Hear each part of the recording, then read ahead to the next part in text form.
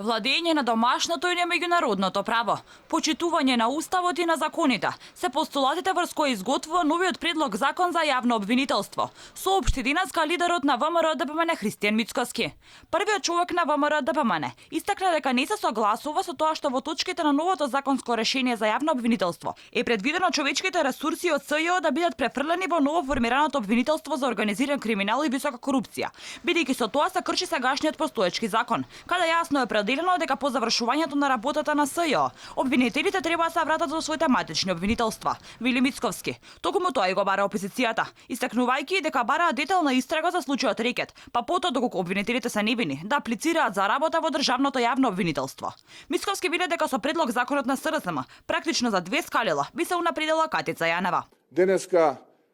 е работа и професионална фела да си снаа идна на Катица Јанева или да си внук на Катица Јанева, за да можеш да добиеш работно место во рамките на специјалното јавно обвинителство, а не затоа што имаш професионални квалификации. Ние не можеме да се сложиме да со закон овие луѓе бидат префрлени во ново формираното обвинителство. И не можеме да прифатиме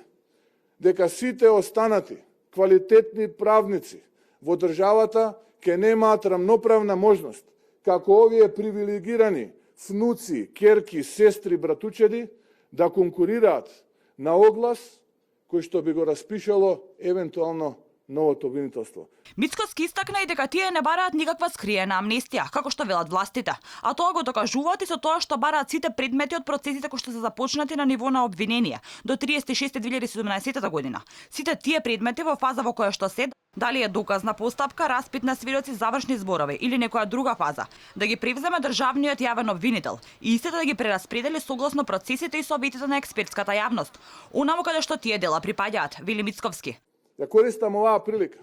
да го повикам државниот јавен обвинител веднаш, безкомпромисно, доста од публика, доста наблюдува, да се вклучи во борбата против организираниот криминал, против корупцијата, да не се плаши, да отвори подопрен глас постапки, ги има десетици и од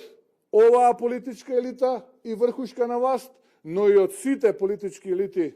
во минатото. Лидерот на опозицијата потенцираше дека предлогот на СРСМ предвидува финансиска независност само за новоформираното обвинителство за гонење на организиран криминал и висока корупција, а предлогот на ВМРО ДПМН е финансиска независност на целокупното државно обвинителство, од 0,8 до 1% од државниот буџет секоја година да се одвојува за потребите на државното јавно обвинителство, а државниот обвинител да ги распределува парите. Мицкоски истакна дека за нив е прифатливо со државното обвинителство да раководи актуелниот прв човек Јовевски, односно не инсистираат на решение што го предвидува Пржинскиот договор, предлогот за јавен обвинител да биде од страна на опозицијата. Нашиот предлог